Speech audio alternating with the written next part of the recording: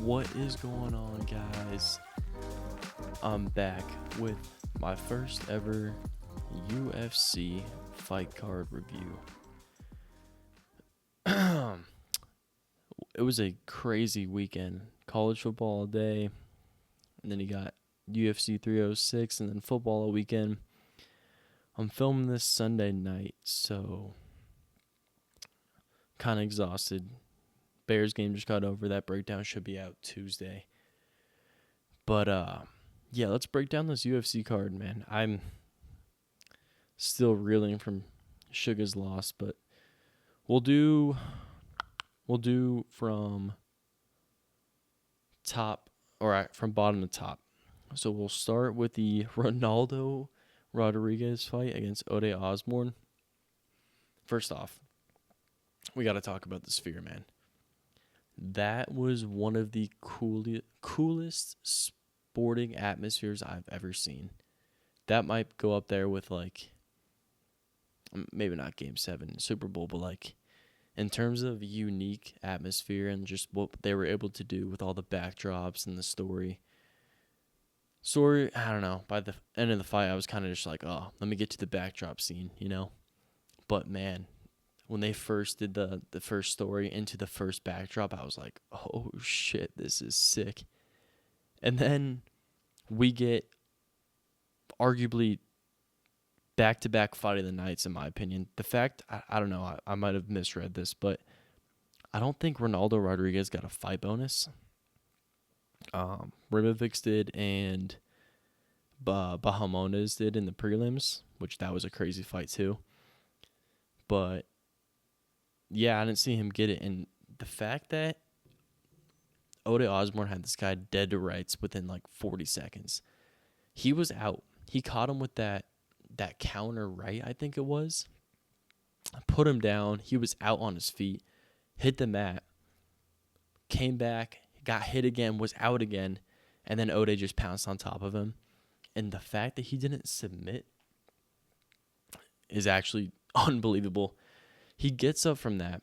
And, dude, I don't know. All the announcers were talking about it. Joe Rogan and DC and John were like, how is this guy still alive? And he just goes and he puts the fight to Ode after getting almost knocked out and slept, man. That was unbelievable. I don't know if he won the fight, in my opinion. I think it was obviously 10-8 first round for Ode. Two of the judges gave it 10-8 Ronaldo second round, which I saw it. That's how I saw it too. But then that last round was kind of like either way. And I thought Ode won the fight. I think he did too. But when Ronaldo's name got announced, I was like, damn, that was... Talk about earning a victory, man. Almost getting put out 40 seconds in to battle back 3 rounds and win a decision is unbelievable. But, yeah, that was a crazy fight. But we'll get to Daniel Zellhuber against Esteban Ribovics. This genuinely might be the greatest fight I've ever seen. And Joe Rogan says that, and yeah, it's the fight card, and yeah, it's the Sphere, and he might just be saying that, but I believe him, and because I'm right there with him. That is the greatest fight I've ever seen. We'll get to how I think of Merab and Valentina's performance later, but this is what you fucking want from a UFC fight card at the Sphere. 2 dudes just going at it. I think Ribovics deservedly won this fight, but the fact that these back-to-back fights where these Mexican fighters are dead to rights, unconscious on their feet. I don't even know if Daniel Zellhuber was conscious in the octagon that last round. He got caught twice and was like a dazed gazelle just wandering around the octagon and was rope-a-doping. And I was like, when he was rope-a-doping, I was like, just, we've seen this a million times. One just clean, one lands, and you're out cold. But Ribovics didn't land that one. and Zellhuber stayed on his feet. And this is just unbelievable. First off, these two fighters, as soon as I see them on the next card, I'm highlighting that fight and be like, oh shit, that is a fight to watch. Zellhuber was he was doing he was playing his game. He was staying on the outside. He had like a close to 10-inch reach advantage or something like that on him. But Rubovix is so powerful and closed the distance so well that he kind of got Zellhuber was kind of keeping him on the end of his punches the first round, that's his game. But then when Rubovix started to force the fight and take the fight to Daniel, that was when it kind of picked up and we got the fight of the night, man. And that was the fact that Zellhuber was still able to land and like not just like these like bitch punches on him. There were some times where in that third round after he got wobbled like that, he hit Rubovix and Rubovix was like, dude, what? Like it kind of dazed him a bit and he was like, oh my gosh, I actually have to like stay in this fight because this guy's got the freaking heart of a lion in there. But yeah, man, just what two great fights. And I do want to actually, I'm going back. I do want to touch on the prelims because these prelims were one of the best I've ever seen. That Raul Rosas fight, not the most exciting, but just showing that Raul can kind of deal with, like, I feel like he was, what was he, minus 900 going into that fight. Or Orklang or whatever, I don't know, however the fuck you say his name. He didn't look terrible. Like, on the feet, he looked fine. It's just when he got a hold of him, it was wrapped. But, like, definitely more dangerous than I think Vegas was thinking. But we'll go to the Joshua Van fight against Edgar Chairez. I'm just butchering names, but you get who I'm talking about. This fight was nuts, too. Freaking Joshua Van took this fight on short notice, goes and gets a unanimous decision. Clear unanimous decision, in my opinion. I think he definitely earned that, but just these dudes were throwing, too. Everyone got the memo that, hey, this is the sphere. The freaking judges, I think, were told by Dana they had to have been. Because I've seen people way less out, like, what came to my mind just thinking about it. Just hit the mic, my bad. What came to mind when I thought about it was that the Killer Gorilla fight. I'm blanking on his name. Jerry Cannonier. When he fought, who was he fighting in that one fight night? And that dude, it was the guy who just fought Robert Whittaker and got slept. That guy. Blanking on his name. Iskarov. When he fought him, Cannonier was on his feet covering up, taking shots, yeah, but not even close to what we saw tonight, and they called the fight. I genuinely think Dana was like, I don't care what happens, these dudes have to be unconscious for you to stop the fight. So we'll go to the chick fight. Caitlin Souza, when she submitted at Yasmin after rocking her shit, and she was a heavy underdog going into that too. She rocked her and immediately went to grapple and submit her. That was very impressive. And then you got the Manuel Torres fight against Ignacio Bahamondes. Those two guys are a bunch of ballers too. I didn't know really about either one of these guys coming in. I try to stay up, but there's just so many fighters on the roster now that it's kind of hard to stay up to date with everything. And I actually did hear about Manuel Torres before this, but I've never seen him fight. I just knew the name. But dude, these guys throw too. Bahamondes, he has a good I'm blanking who was in his corner, but he has a good fight camp, and that was Manuel just needs to stop rushing in. His stand up is too good to just get caught like that, because if that round, I think he kind of felt the pressure of every fight that he's been in. He's finished in the first round, so when it was coming like that 1 minute mark of the first round, he was like, oh fuck, my whole like status is I finished fights in the first round. So he went after him and he got caught, and props to Bahamondes, but you can't get caught like that just swinging out of your mind. because these better fighters will get out of range and crack you just like he did. But I'm interested to see how this Manuel Torres guy kind of rebounds from this because he has crazy power. And Bahamondes, dude, props to him. He should be top 15. And he is a freak for the lightweight class. I think he's 6'3". Could be making that up. Actually, yeah, definitely not. He was definitely tall as shit, but 6'3", man, and he is clinical at striking. Interested to see how he kind of deals with a grappler. And then the fight after that was the most blood I've seen on a person's face since Rory McDonald and Lawler, when that dude's face, Rory's face, is literally falling apart. That girl, Irene Aldana, she has the craziest chin I've ever seen. And I don't want to maybe be like, how much power do these girls actually have. Norm was cracking her, and she has power, man. And Irene was able to stand in there, eat those shots, and just keep coming forward. It reminded me of the Sugar Sean fight when he fought that guy. Don't remember his name. Neon green hair. And he was just a freaking punching bag for Sean. And Sean was like, dude, I don't know what's going to put this guy down. He's landing everything straight to the face, and he just keeps walking forward.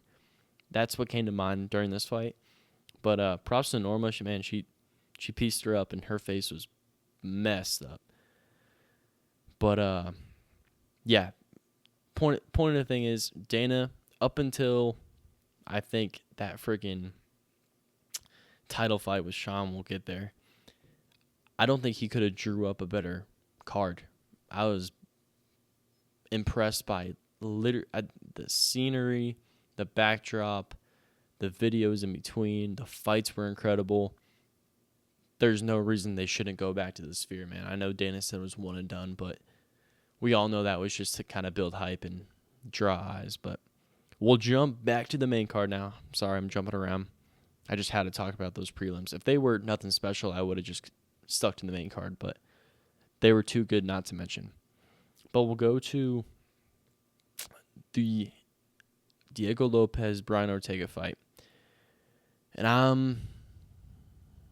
I don't care. I'm not shamed enough. I thought Ortega was going to just grapple him. And I knew Diego Lopez was like the jiu-jitsu coach for Alexa, and I knew he was the coach for some of these other high-level fighters in the UFC. But I thought Ortega, man, from the way Dan Ige was able to kind of just take Diego Lopez down and ground and pound him at the end of that fight, it kind of led me to believe, I was like, similar. Lopez likes to be on the feet, and it kind of reminded me of the Yair Rodriguez fight, but Ortega that looked like he just manhandled Yair. So in my mind, I was like, dude, plus 140? I was like, am I missing something? Clearly I was, because Ortega looked not ready to fight. He didn't look... I've seen Ortega in way better shape than what he looked like. He looked kind of deflated. I don't know if that's a good word. What's a better word? Not jacked. Usually, not to be fucking weird or gay, but Ortega has crazy physique usually, and you can definitely tell if he was not on the peak of his physical performance coming into this fight. And then on the other hand, Diego Lopez looked freaking the biggest I've ever seen, and jacked, lean too. So when you go just from the eye test, I was like, oh fuck, Diego Lopez looks in better shape. And then he proceeded to just pour it on him, and it was embarrassing for Brian Ortega being the 5th ranked guy. I know Diego Lopez is top contender, but you shouldn't get just worked like that. And that was just a clear 30-27 the entire fight. Ortega, I don't think, ever threatened where I was like, he might actually catch him. every time we went to go take him down, Diego was like, nope, fight the hands, get out, bang, we're out. But yeah, man, Diego Lopez, I'm sorry I disrespected you. That is totally on me. Yeah. Brian Ortega, I think, is on the downhill. And looking at this featherweight weight class, you have like Volk at the top, right? Obviously, Holloway and Topuria are going at it next month in Abu Dhabi. So the winner of that, I feel like, should face Volk, right? But you know how active Volk is, and I bet you he's kind of itching to get back in the ring. I know he probably shouldn't after getting KO'd twice like that, but you know how he is. Diego Lopez, I think Dana said, you're number 3 now. So that lines up to be either a Holloway Topuria fights Volk, or the winner of the Topuria Holloway fight fights Volk or Lopez, the winner of that. I was talking to a friend about this, and they're like, hey, like, Volk deserves, like, the number 1 title fight. And I was like, yeah, he does. I can't argue that. He ran that division for a very long time, and he was a great champ. But I don't know. I don't know who Lopez would fight after that. I think he kills anybody else but Volk. I think that would be a great fight. So we'll see what Dana cooks up. We'll see what the matchmakers decide to do with that. But yeah, we'll go to Alexa Grasso versus Valentina. This was pretty much what I thought was going to happen.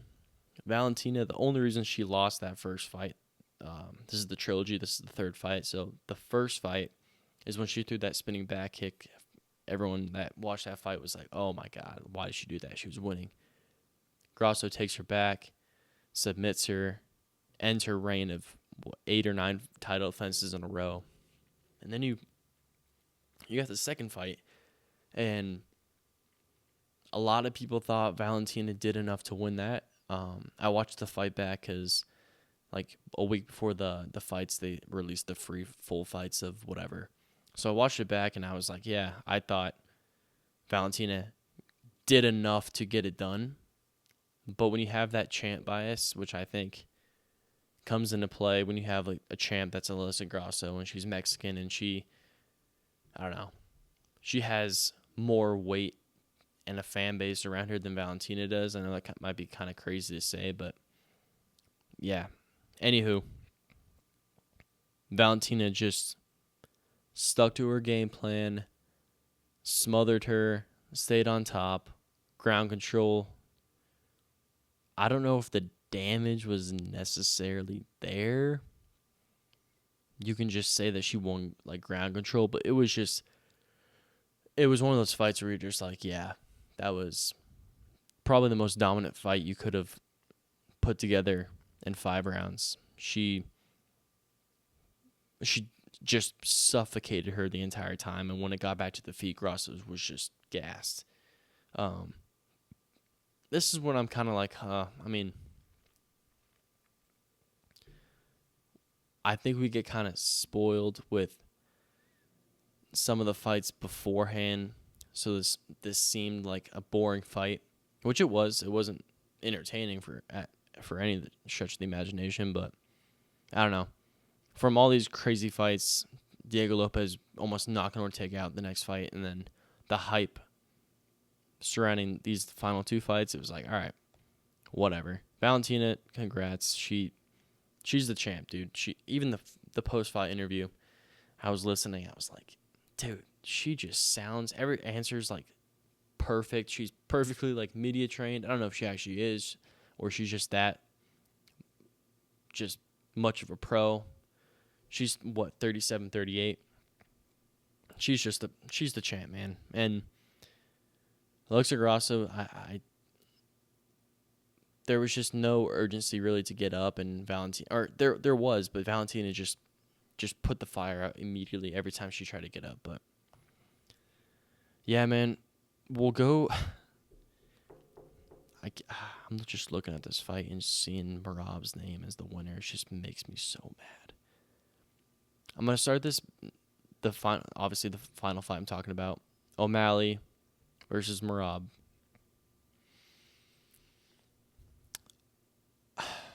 I want to start out saying I'm a huge Sean fan. He's from Arizona. He reps it. He's what you want in a champion. He has like the following, the hype surrounding him, you know what I mean? And Merab, dude, he's just like that kid that acts out in school just to get attention. I think Merab generally deep down is a good dude, but he tries to do what he can to build fights, but it's just in such a childish and like non-professional way. I'm not saying Sugar he said poop stain Sterling in a press conference. I'm not saying Sean's like this perfect angel when it comes to building hype and like how to do it. That'd be Connor. But Merab, man, I don't respect the antics in the ring. I want to give Merab his praise before I just start bashing him. I think Sean was so dialed in, right, to this fight where he's been in fights with Cheeto and Aljo and stuff, and those guys are completely locked in. And then Merab's like doing all this weird shit. The first 20 seconds of the fight, he yells at Tim Welch. Don't know what Tim Welch is saying. I'm guessing it was, Merab, go, like he did to Aljo. But Merab, just middle of the fight, goes, hey, he can't do that. He can't do that. And I think Sean was like, honestly, he was probably so thrown off by that. He was like, dude, what the fuck is this guy talking about? And what Merab was doing, like when Sean threw that spinning back kick and Merab like went like this, or you can't see what I'm doing, but it like put his hand over his eyes, just like, oh, where'd that go? Like, see ya. That, like, stuff like that, I think got Sean out of like his comfort zone, and that was like his training's been like, okay, this is how it's gonna go. I'm gonna do this, and this, and then you have Merab's goofy ass going out there just kissing the back of his neck like they're lovers. I'm like, dude, when I saw that, and Joe Rogan and all them were like, yeah, folks, we are dealing with coach interference and kissing. And I started dying laughing. I was like, this is the biggest joke of all time. Merab doesn't take anything serious. His gas tank is unlike anything I've ever seen.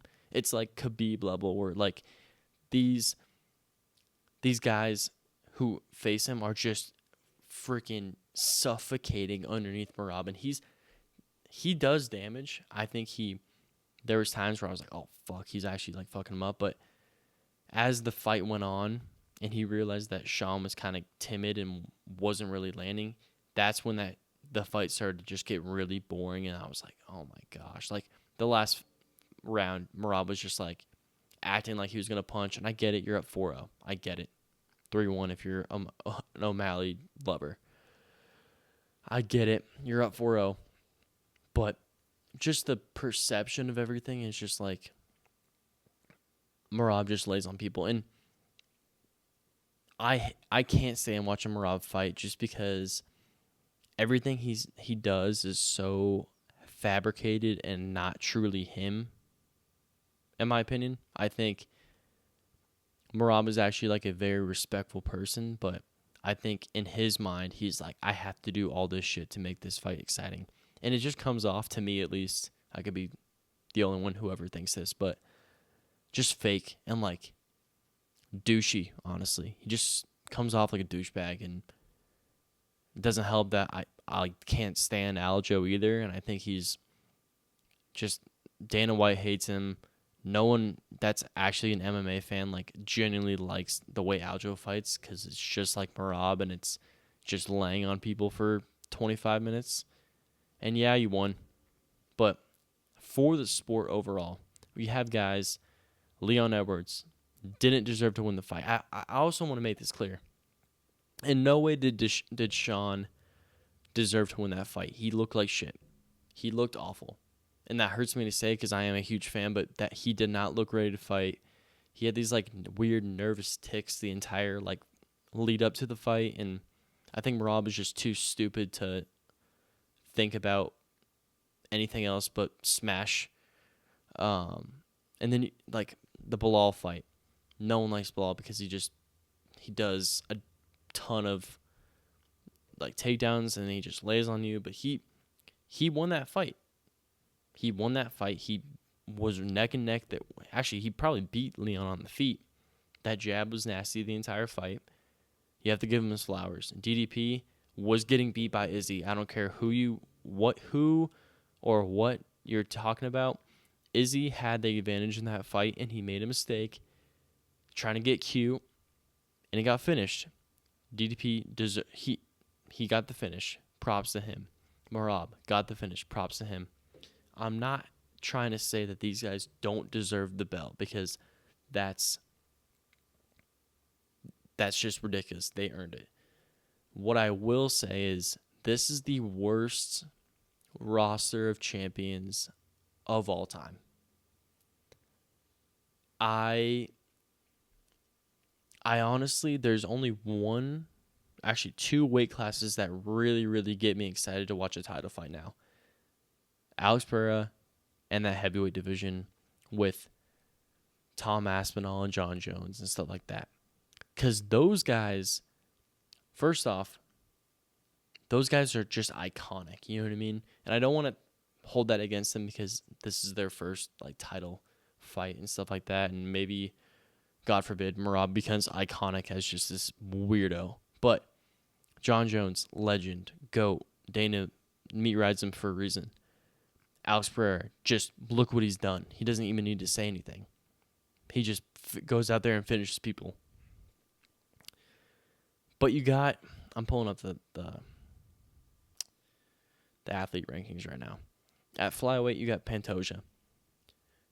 Again, respect to Pantoja. But holy shit, dude, you are such a boring fight to watch. Every time that dude fights, I'm like, dude, what are we doing?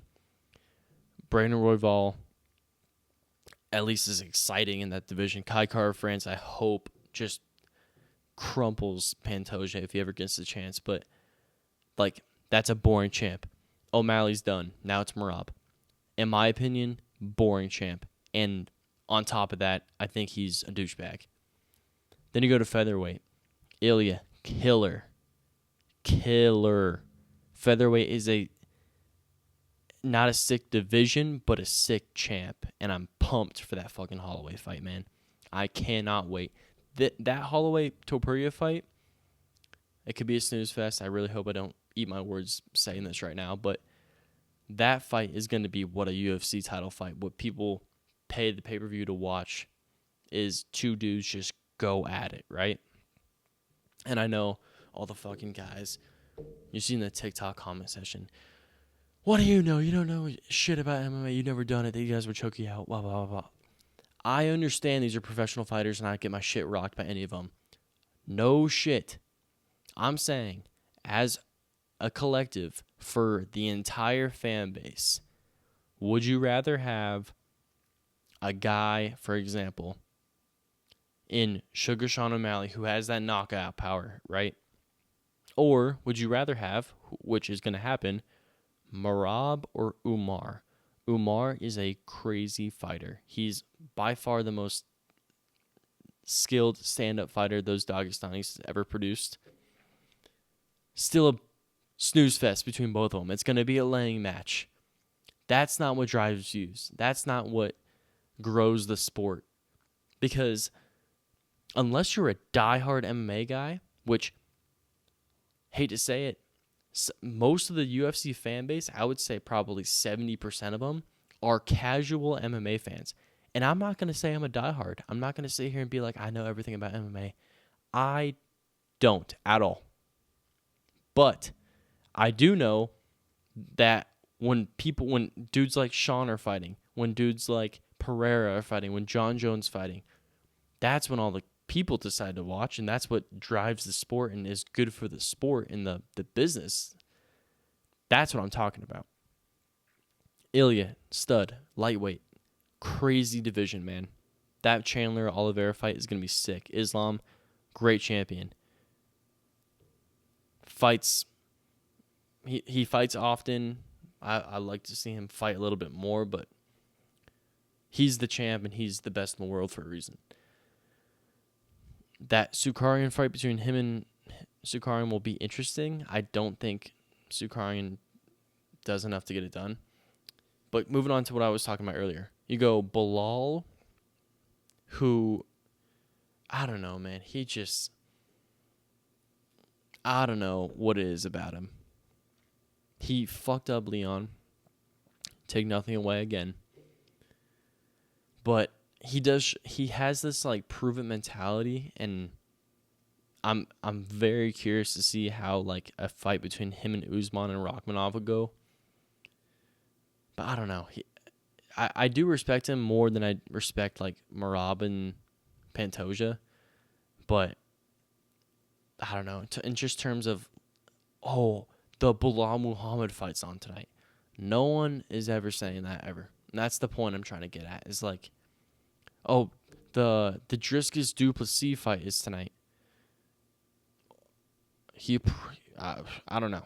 I that doesn't really get me excited. Maybe I'm the only one.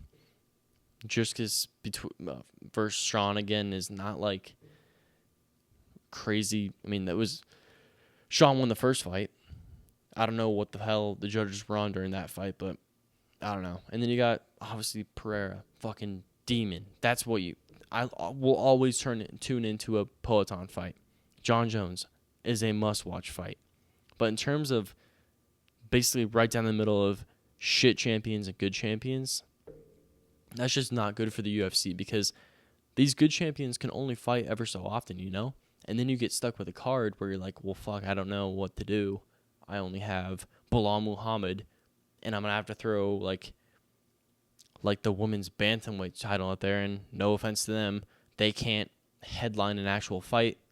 So it might just be this constant thing of one of our shit champions gets also a women's title fight as well to coincide to kind of push the pay-per-view a little bit more. I'm getting into a really business mentality right now, but I'm trying to break it down to where you guys don't think I'm just tweaking about, you don't know MMA. You're right. I don't know all the fucking ins and outs of jiu-jitsu and shit like that. What I do know is what is entertaining, and Sean O'Malley is a much more entertaining champion than Merab is. Let's talk about that fight now for a little bit, after my just 7-minute ramble of why I think the champions are shit. Merab obviously just dog walked him the entire time. But Sean, like in the 4th and 5th round, I know Tim was trying to calm him down, and I get that. You're in the heat of the moment. You're fucking pissed off. You've just been beating the shit. You're getting the shit beaten out of you by this guy who doesn't seem to be letting up at all. But if you're Tim Welch, you can't in the 4th and 5th round being like, stay to our plan, hit the body, you know what I mean? You're down 3-0, brother. You have 10 minutes to defend your world championship belt. And I don't know. I get it. I can't even imagine how tired Sean was from just defending the entire time against Merab. But you got to dig deep. You're the champ, brother. 5 minutes left. You catch him with a liver shot with your toes, with that front kick. He is holding his stomach and liver in pain.